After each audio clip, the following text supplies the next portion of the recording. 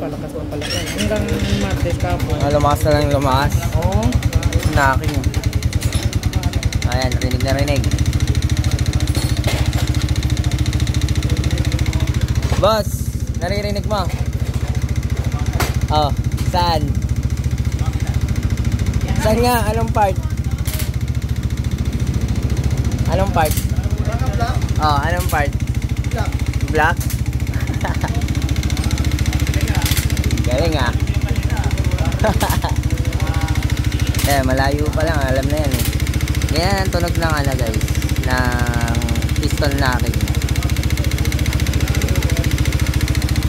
Pwede i-rev konti.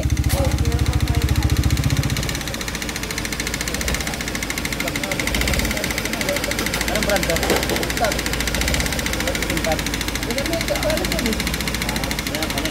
Kaya pala naka-metal polish eh.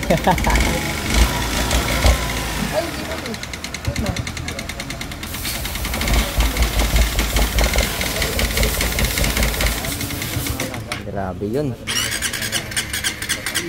Yan, pag nahirapan na. Nahirapan na siya. Nahirapan umistart pag namatay. Pero pag dyan, maandar yan. Black to. Maandar yan dyan. Ano to sir? Kung hindi kayo. Ha? Kung hindi kayo. Hindi, yung tunog na yan sir. Pero sabi ko rin. Yan talaga yan. Kayo Pag naman sir. Sana dito naman yung connecting rod. Ang part na kayo dyan, bandang dito. Mga ganyan kalaki yung kaya sir. Kahit kumayad dyan. Malapad, malapad. Malapad ba? Kaya yan. Mga ganitong kaya dyan. Sige, sige. Sukatin natin. Ganyan daw kalaki yung kayad niyan eh. Lala pala.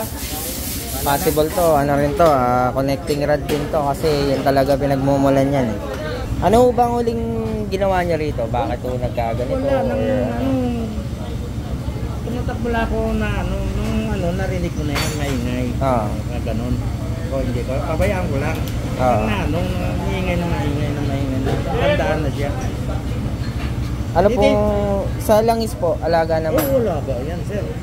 Alaga yan. Malalaman ho natin yan pag binuksan. Tama mo ako dyan ha. Problema. Kalas na pe, kalas na pe.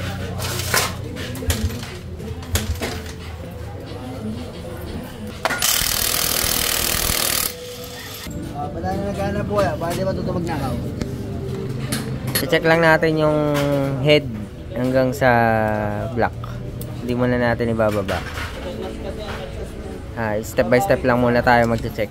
Baka kasi ito lang naman yung pinaka kailangang ayusin. Pagka okay naman yung bandang connecting rod, edi stay na yan. Dito na tayo. Naka-timing na pe. Kalasan na. Okay.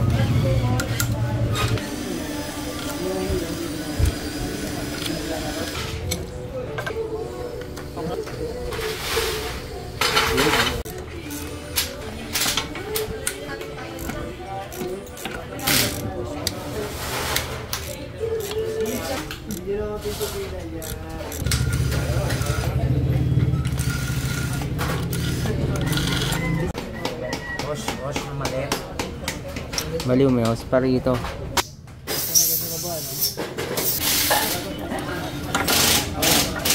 Anong say mo? Ay, tingin ko maluwag na yan. Tingin ko kayod. Tingnan mo nga yan, pre. Ganun mo nga. Ayun, lakas. Gas-gas nga. Hindi na tayo nagkamali. Gas-gas talaga. Hindi ako nagkamali. Mga ganyan kalaki. Ganyan kalaki, boss. Mga ganyan kalaki. Kayod niyan. Ng boss ah. Tingnan natin kung tatama ang hula. Excited ah. Ito lang. Kaya tayo mag-gastos ko naman. Ready ka na ba? Handa na ba? 8, 7, 6. Ay, nalaglag oh. Ayun na! Ayun na! Pera! Oh, kaho! Diba? Sabi ko sa'yo, may sandang ka. Sandangkal eh, no? Grabe. Kabilaan. Oh. Grabe ka, boss. Saan ang ano nito? Anong cost nito, bossing? Hindi, sandangkal sabi mo eh. Boss, sukatin natin, boss, kung tama. Maliit yan. Maliit pa, ha? Maliit pa. Yung mga yung ano. Oh, wala na to eh. Boss, biyak to boss. Kalasin mo na yan. Tangin na. Sigurado yan eh. Tignan mo yung kayod oh. Hindi yan basta-basta magkaaganyan eh. Ayun, laki na ng ano, side plate. Connecting rig. Oo nga, pe. Malinaw pa sa sikat ng araw.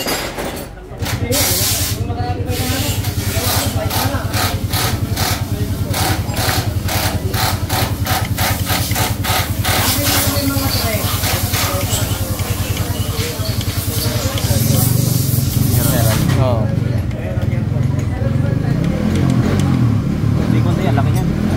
Malaki yan, boss. 150 na lang na oil filter.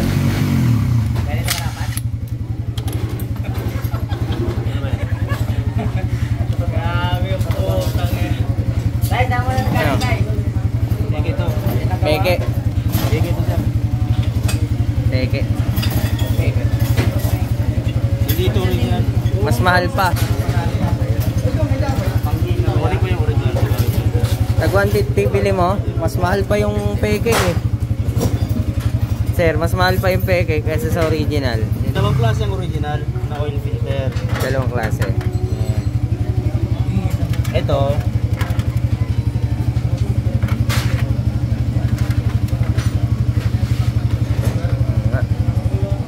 Ito yung isa.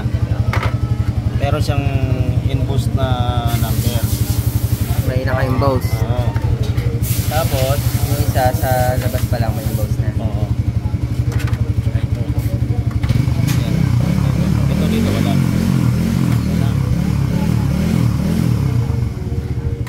Tapos wala din ang ano. Kamag-anak lang pwede sumilip. Kaiba. Kung sa 150 pero masyadong mahal yun. Na around 95 or 100 lang ang presyo ng oil filter. Mas mahal pa yung peke eh, no? Nabili mo may ganito? Wala. Ito ang peke na oil filter. Kung titingnan mo, di ba? Malinin lang ka sa ano. Parang magka-itsura lang, no? Tapos pag tinignan mo sa ibabaw, Sakto lang yan, sir. maliit ito. Kasi pagka... Ito, maliit din. Maliit yung label. Oo. Tapos, ang kinaibahan naman sa kanya, ito meron siyang ano, Code. oo, parang pangsabit. Yan, may ganyan ang original. Yan ito. Ito wala. Wala nga, ganyan lang. Ito lang. Bukas lang. Ganito ang nabili mo. Ganyan ang itsura. Ganyan nila. Kamukha. Kamukha, boss. Parang may Alas. May pispak. Ganyan yung original. Pero kung sa 150 sir, lugi ka doon. Lugi ka sa 150, sira pa motor Bumili nga mo. ako ng local para mayroon na mag-explain mo. Maganda na ito sa akin. apat sa Dapat. March. Makikita naman natin. Kaputi ang makina, oh. Hindi naman napabayaan sa oil. Hindi na pagpapabayaan yan, sir. Oo. Nabigla na lang ako. Hindi siya napabayaan sa oil, boss. Kailan gumagamit ng motor, sir? Ako lang. Wala nang iba, wala. Hindi ko pinapahiram. So, ang oil filter kasi natin, or hindi na na-filter ng maayos yung oil dahil sabihin na nga natin na replacement, kung hindi niya na-filter yung oil, unang tatamaan yung connecting rod. Makita mo yung side plate ito, napakalaki. Kapag wala na sa align ng connecting rod, ito naman tatamaan niya yung block. Magkakaroon ng piston slap or maggagasgas na to kasi nga ito, sa sobrang laki na ng clearance, sa high RPM, mahampas-hampas na yan eh. Dahil sa galaw na nito. Lakas ng puwersa dyan eh. Oo. Kapag gano'n, tinamaan na yung block, tuloy-tuloy na yun. Pag maliit, kahit maliit pa lang, tuloy-tuloy yun. Tuloy-tuloy na yun. Pwede naman block sir, pero yung ingay na... Hindi ko nga. Ano? Wala tayong Okay. Block na lang muna. Steel ball lang muna. patuloy ng ano takbo. Sa akin lang. Sige. Ayun kung ano mangyayari, wala ko sa buhay. Ako na natpad. Kayo po nag-decide nun. Na-block lang po ang papalitan natin. Sige po. Sige po, sige po. Bali, pag ganun sir, habang nagpalit tayo ng aftermarket na black, budgetan nyo naman yung pangilalim. Oo naman. Yun po yung pag-iipunan nyo habang ginagamit mo. Nakikita nyo yung rotor disc ni sir. Di ba? Rotor disc niyan, laki no? Napakaangas. Patay ka na, boy pa to eh. Angas pre. Oh, Motaro muna. Steel bore. No need, metal polish, no? Kintab na eh. Yeah. Sir, break-in ka na ito, sir. Napakata mo. Break-in ka niyan. Napakasikip nito. Ito na, nalalaman natin yan. Pag nagkamali ka ng install yan, pa ano mangyayari? Kusok-kusok. Kaya sabi ng iba, pagbaliktad daw to. May baliktad din ba yan? Lost com daw. Oil ring to eh. Ito ang compression ring. Pag ito nagkamali ka ng lagay, pwede mag-lost com. Ito may nagsasabi. Pagbaliktad daw. May baliktad ba yan? Kahit baliktaran yan eh. Oo nga. Basta yan maitama mo. Yung mga... Yan talaga yung nagsisiliado, di ba? Oo. Kailangan. Magkakasalungan sila. Bawal naman magkakadikit na gano'n. Kailangan magkalayo. Pag nasalpak na yan sa block, hindi naman lilis na yan. Hindi lilis kasi.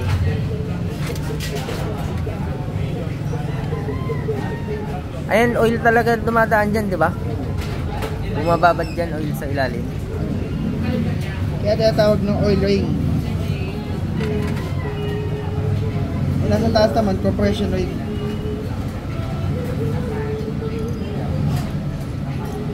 Bulol ba ako? Medyo.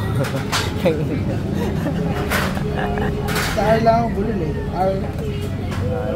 Okay lang naman R? Compression. Tama naman eh. Anong banggit ko? Compression. Diba? Hindi. Yung R nagiging S. Hindi naman. Ring. Yung ring mo, walang lutong yung R. Kaya mo mag-rrr. Kala mag-rrr. Diba? Plus ko. Ang social mo kasi mag-ring.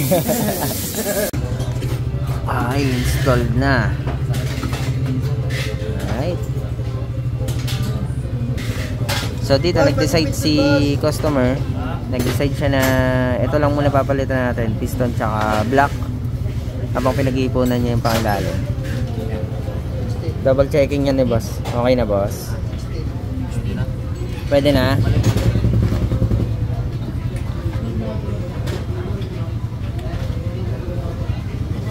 Pwede na.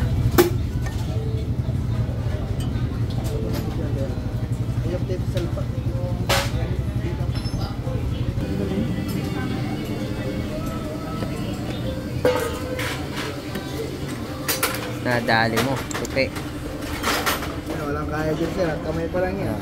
Kamay pa lang yan. Sa bilis yan sa makina.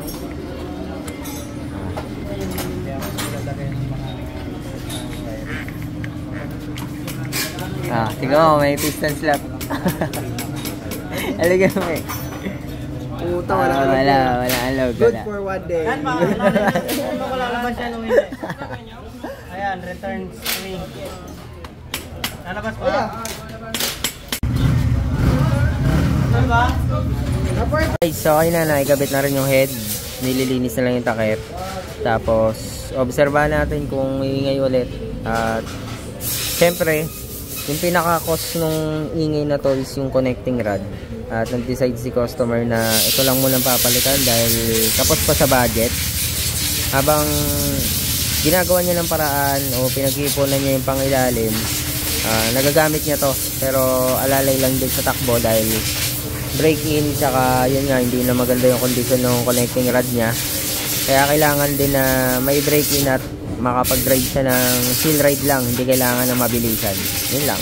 Isa ito sa example ng paggamit ng peke o hindi magandang klase ng filter, oil filter. Yan. Alamin natin kung original ba yung oil filter na ginagamit nyo, dahil napakalaking importante na ito para sa loob ng makina, dahil ito ay sumasala ng mga dumi na pwedeng makaapekto sa connecting rod hanggang sa block hanggang sa head, no? Ito pinakita na kanina, yan, mayroong mga naka-emboss na ganyang tatak. Yan, dalawang klase yan. Ito meron siyang serial dito, meron siyang yan, tapos dito may naka-emboss din.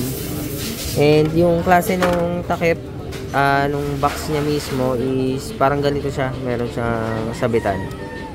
Tapos yung label, mas malaki to. Yung label nung fake maliit. Itong part na to, tsaka dito. Yan. Tapos yung part number din, maging mausisa rin tayo. So yung mga ganitong filter kasi na original, pwede siya sa Carb FI, sa GSX. Yan, pwede siya. Okay na, pe. Salpak na lang yung mga cams. Yung clearance niyan standard pa rin naman, di ba? Kaya double checking mo na lang yan. Ayos. Ayan, nasalpak na yung mga cams. All set na. Sasara na lang at observe na. Alright, itong mga to 10 Newton meter lang yan, yung mga higpit ng mga tornilyo. Tapos yung stud bolts nya, ilan yan? Yung apat na stud bolts? 28 maximum Newton meter sa gitna, yung apat. Sa motor,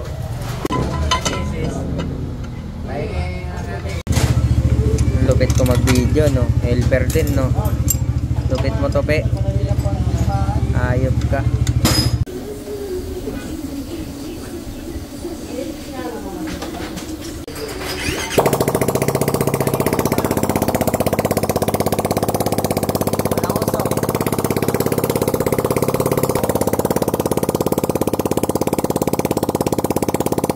Sara mo muna yan, pakinggan muna natin kung ano. Sige. Matahimik. Sige.